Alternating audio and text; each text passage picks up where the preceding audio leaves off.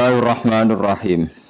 Materi siang ini akan saya isi dengan kitab Abu Abdul Farad karangan Sayyid Muhammad bin Alawi Al-Maliki sebagai referensi atau sebagai pegangan tradisi NU Nahdlatul Ulama, di mana di antara tradisi yang sering dilakukan itu melafadzkan kalimat-kalimat thayyibah yang kebetulan dipakai tahlil 1 sampai 7 hari atau 40 hari atau 100 hari. Ini penting saya sampaikan supaya bahwa kalimat itu tetap kalimat thayyibah. Kalimat thayyibah itu la ilaha illallah Muhammadur Rasulullah, di mana keramat kalimat ini adalah orang yang kafir 70 tahun gara-gara melafadzkan kalimat ini menjadi berhak masuk surga. Di Quran dijelaskan qulil ladzina kafaru yantahu yufar lahum ma qad salaf. Jadi kalau orang kafir mau mengakhiri kafirnya dengan melafadzkan kalimat thayyibah, maka kesalahan masa lalu itu akan dihapuskan. Jadi kalimat ini benar-benar sakti, di mana orang yang kafir 70 tahun saja bisa menjadi muslim, bisa menjadi mukmin dan langsung berhak menjadi ahli surga.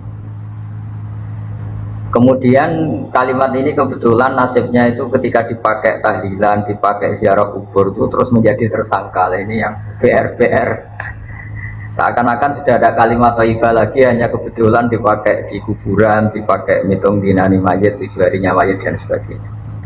Maka saya sebagai pemerhati itu, saya pastikan bahwa kalimat itu tetap kalimat thayyibah, dan dia tetap kalimat thayyibah entah dibaca di masjid, entah dibaca di kuburan, entah dibaca pas 7 hari dan 40 hari dan seterusnya. Karena status kalimat ini kalimat yang luar biasa. Sehingga Ibnul Qayyim dalam muqaddimah kitab Zadul Ma'ad ini, supaya teman-teman melafadzkan kalimat ini lebih lebih masuk. Di situ dijelaskan bahwa surga yang semewah itu dengan fasilitas semegah itu, selek itu, super mewah, itu diperuntukkan bagi yang mau mengakui la ilaha illallah. Jadi surga dibikin segala kemewahannya, dengan segala kemewahannya. Yang katanya bapak-bapak per satu bapak dapat bidadari 70 atau 100 sesuai khayal mereka. Itu sesuai keinginan mereka, itu bagi yang melafadzkan la ilaha illallah. Neraka yang dibikin se-ekstrim itu, yang dalam sebuah riwayat diterangkan kalau batu dijatuhkan ke neraka itu sampai bawah menuju 70 tahun. Kita nggak bisa bayangkan itu kalau betapa dalamnya neraka itu, karena batu dijatuhkan itu untuk sampai ke ujungnya sana, ke cekungan paling dalam itu nunggu 70 tahun. Itu diperuntukkan bagi yang menolak la ilaha illallah. Jadi kalimat ini benar-benar kalimat yang menjadikan surga dibikin bagi yang melafadzkan dan neraka dibikin bagi yang menolak. Betapa dahsyatnya kalimat la ilaha illallah. Jadi kalimat ini tidak mungkin menjadi kalimat yang biasa-biasa saja. Lalu para kiai-kiai, para wali songo dulu, supaya kalimat ini familiar, dilatih, diulang-ulang. Nah, pengulangan-pengulangan ini butuh momentum. Nah, momentum paling orang ingat mati itu ya ketika ada orang mati, ngitung dinari mayit, 40 hari mayit. Ini momentum orang mudah diajak la ilaha illallah, diajak wiridan ya. Sehingga saya pastikan bahwa kultur-kultur ini harus kita bela secara ilmiah, baik ilmiah referensi maupun ilmiah secara sosiologi. Saya ulang lagi, kalimat la ilaha illallah ini kalimat yang begitu sakti, yaitu tadi sampai surga dibikin sebegitu mewah itu untuk yang menerima kalimat la ilaha illallah. Neraka dibikin sebegitu ekstrim, begitu mengerikan itu bagi yang menolak la ilaha illallah. Sehingga dalam sebuah riwayat diterangkan bahwa la ilaha illallah itu al-mizan, ukuran kamu jadi hamba Allah itu ya sejauh mana Anda mengakui la ilaha illallah dan menolaknya. Sehingga saking spesialnya la ilaha illallah itu, suatu saat ini di kitabnya Sayyid Muhammad halaman 102, wa fihi aidan an Abdillah bin Amrin anin Nabi sallallahu alaihi wasallam anna Musa alaihi salam qala Ya Rabbi alimni syai'an askurka wa ad'uka bi. Ya Allah, ini Nabi Musa itu kan spesial ya, karena beliau kalimullah, beliau orang yang dekat sama Allah. Sehingga mintanya itu ijazah khusus, ijazah yang spesialis hanya untuk beliau. Ya Allah, ajarin saya sesuatu yang dengan sesuatu itu saya bisa mengingat Engkau. Terus qala ya Musa qul la ilaha illallah. Ya Musa, kalau kamu ingin ingat saya secara sempurna, lafadzkan la ilaha illallah. Terus qala ya Rabbi kullu ibadika yaquluna hadza. Kalau la ilaha illallah itu semua orang juga melafadzkan la ilaha illallah. Intinya Nabi Musa itu kan nggak ingin lah sama dengan orang NU ya, semuanya tahlilan la ilaha illallah. Muslimat fatayat di Taiwan di mana-mana juga kalau tahlilan la ilaha illallah. Nabi Musa sebagai kalimullah itu ingin spesial, nggak mau pakai la ilaha illallah karena itu kalimat yang lazim dipakai banyak orang. Inginnya beliau itu spesialis. Kata Allah menjawab qala qul la ilaha illallah. Ya sudah, pokoknya ngelafadzkan la ilaha illallah kata Allah. Nabi Musa masih mengajukan permohonan, ya Rabbi innama uridu syai'an takhussuni bi. Saya ingin wiridan yang spesial untuk saya, bukan yang wiridan masal la ilaha illallah. Itu kan di acara-acara NU istighosah pasti la ilaha illallah.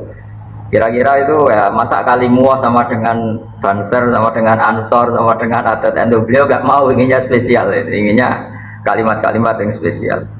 Terus qala ya Musa law annas samawati sab'a wa amiruhunna ghairi wa amiruhunna ghairi wal aradina sab'a fi kafatin. Ada yang baca fi kifatin wala ilaha illallah fi kafatin atau fi kifatin namalat bihinna la ilaha illallah.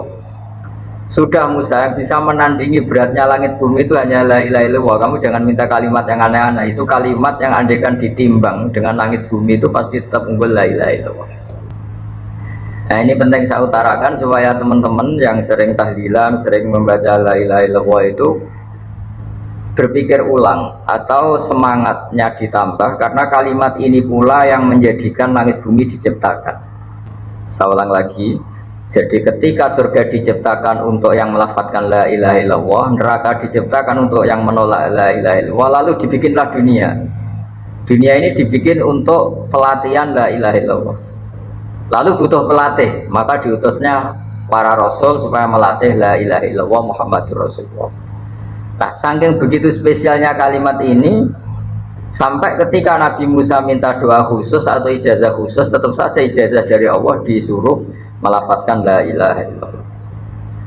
Jadi kalimat ini penting sekali.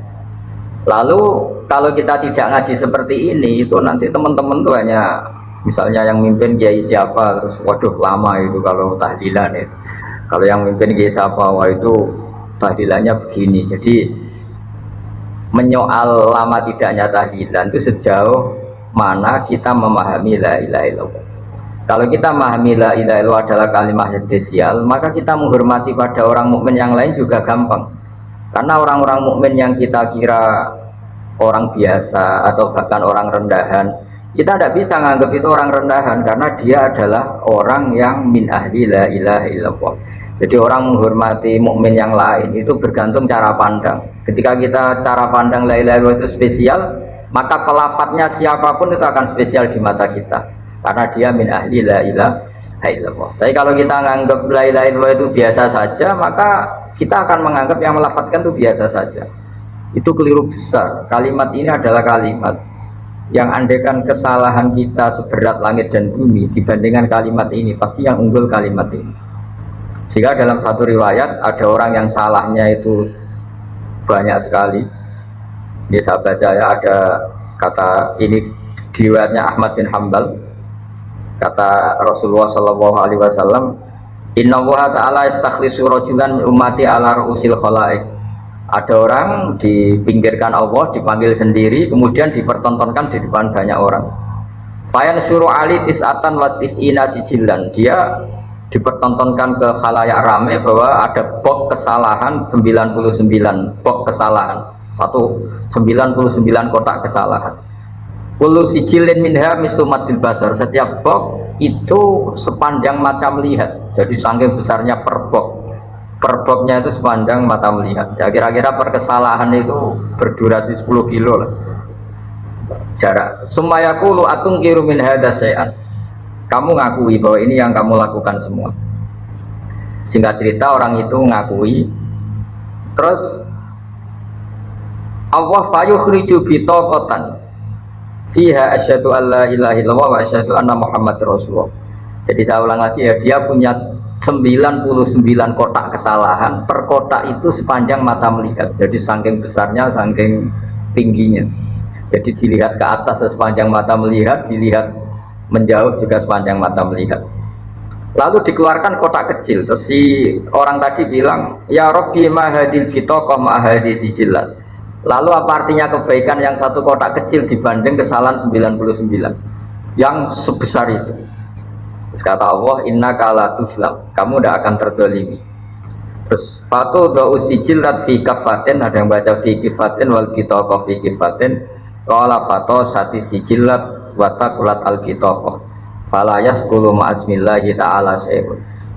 Jadi ketika 99 box tadi ditimbang dengan satu kotak kecil yang berisi la ilaha illallah Muhammadur Rasulullah, itu menang kotak kecil yang berisi la ilaha illallah Muhammadur Rasulullah. Karena nama Allah ini tidak akan tertandingi, nama Allah ini tidak akan terkalahkan. Jadi ibaratnya beginilah, para malaikat itu kalau ditanya, ini satu timbangan kecil tapi ada nama Allah, dengan yang sebesar itu, sebanyak itu tapi tidak ada Allahnya, tentu malaikat akan milih yang ada Allah, yaitu la ilaha illallah. Jadi ini penting saya utarakan supaya para pelafaz la ilaha illallah itu meyakini bahwa kalimat ini spesial, sehingga tidak risau, tidak susah ketika itu dituduh bid'ah atau dituduh khurafat, karena kalimat ini tetap thayyibah, kalimat ini tetap spesial. Bahwa guru-guru kita ngajarin ketika untuk 1 hari mayat atau 7 hari itu kultur saja, sehingga orang NU sendiri ya jangan melafatkan itu nunggu diundang tahlil. Kalau diundang tahlil melafatkan itu, kalau ndak itu ya keliru juga, itu ya sama saja salah. Itu kalimat yang spesial kalau kita bacanya pendak diundang tahlil itu juga salah. Tapi salah juga kalau kalimat ini menjadi tidak spesial hanya karena tuduhan-tuduhan kita dianggap khurafat atau bid'ah. Jadi saya pastikan bahwa kalimat ini spesial berdasar hadis yang disebut oleh Sayyid Muhammad qad akhraja Ahmad wa Nasa'i wa Tirmidzi aidan min hadits Abdullah bin Amr. Terus saya cek di beberapa kitab, di kitab Ithaf itu ada di juz 14 halaman 636, diperkuat lagi oleh kitab Ithaf yaitu karangannya Said Zabidi Syarah Ihya. Jadi di kesempatan yang baik ini saya mohon, kalau melakukan wiridan yang diajarkan para guru itu pastikan referensinya secara detail.